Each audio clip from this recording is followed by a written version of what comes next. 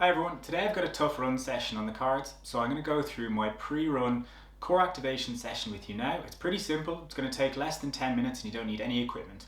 Before I do, make sure to hit subscribe and hit the little bell notification so you don't miss out on future videos, and I know that you like this type of video.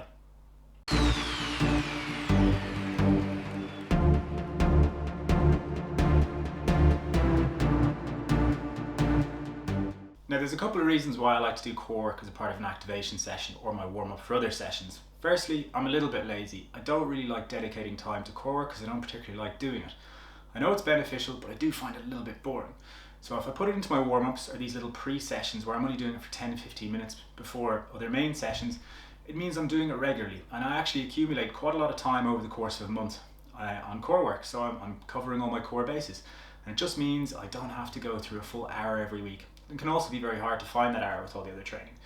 Now core work is particularly good for running because it helps you stabilize the pelvis and the spine, which means when you're driving with the arms and the legs, all your force and energy is helping you go forward. If you're lacking in core strength, you'll start to wobble, you'll start to waver, and it's just a loss of energy. And then secondly, it helps you prevent injury. When you start to fatigue and your form starts to break down, you're more likely to put stress on the joints in ways they're not supposed to feel stress, and that can cause injuries and strains. So if you've got a strong core, it will help prevent that, because when you're tired, you'll be able to maintain that better running posture, which will help you prevent these problems. So follow along, and hopefully you'll find this beneficial in your training too. Okay, so we're going to start a little circuit now. We're going to start with the lying leg raise. You start by lying flat on the floor, pressing your hands firmly into the ground, drawing your belly button down to the floor, and we're simply going to lift each leg straight and alternate. We're going to do 8 each leg. 1, 2, 3, 4, 5, 6, 7, 8, 9, 10, 11, 12, 13, 14, 15, and 16. We're just trying to keep the legs straight the whole time. From there, we go into our dead bug. So we move down a little bit, make sure we have space. Lift the head and shoulders off the ground, keeping the small of the back pressed in, knees at 90, hands at the ceiling, and simply reach out, opposite arm, opposite leg for 12.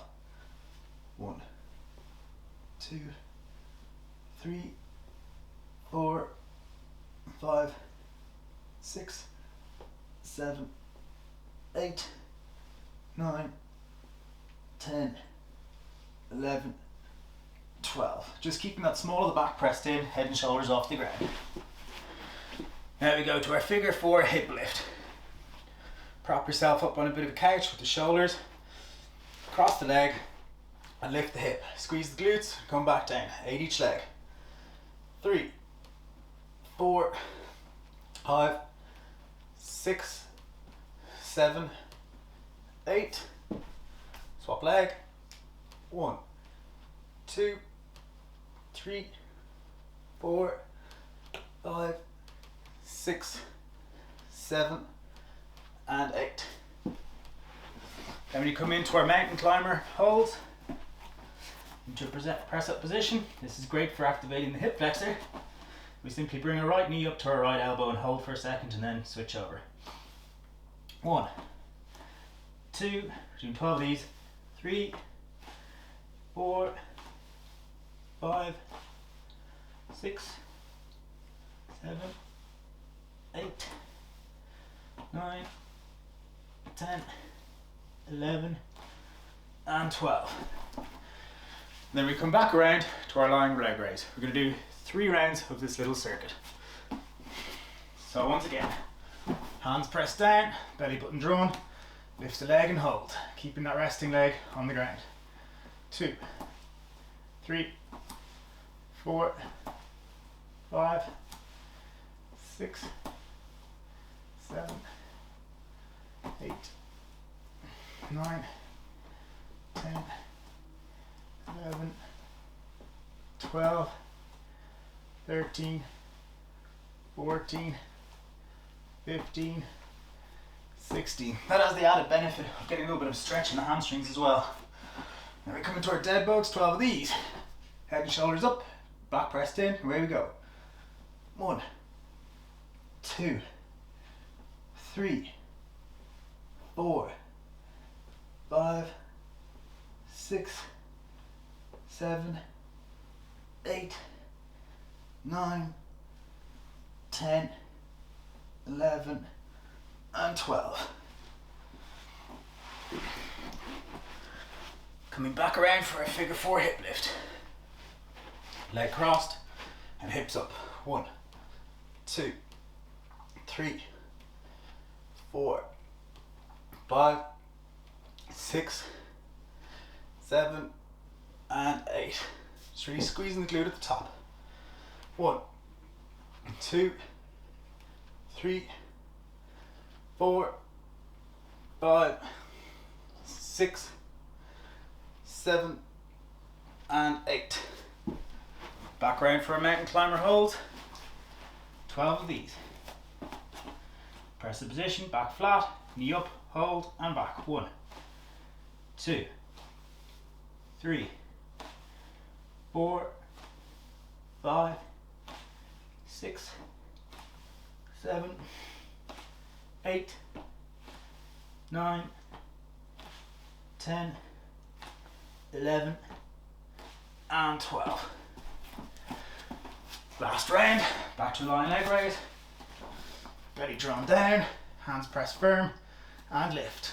1, 2, 3, 4, 5, 6, 7, 8, 9, 10, 11, 12, 13, 14, 15, and 16. Straight into our dead bugs. Head and shoulders up, knees up, hands up, and away we go. 12.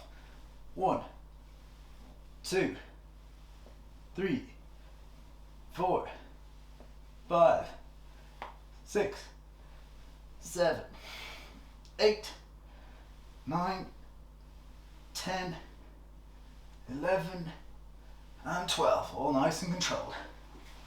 Come back to our hip lift. Shoulders propped up. Get yourself nice and stable. Cross the leg and hips up and squeeze. 1, 2, 3, 4, 5, 6, 7, and 8. Swapping legs. 1, 2, 3, 4, 5, 6, 7, 8. Mountain climber holds. 12 of these. Nice and stable, back flat, belly drawn in, knee up, and hold. 2, 3, 4, 5, 6, 7, 8, 9, 10, 11, and 12. That's it. Now if you want to make it higher, you can add a couple of exercises.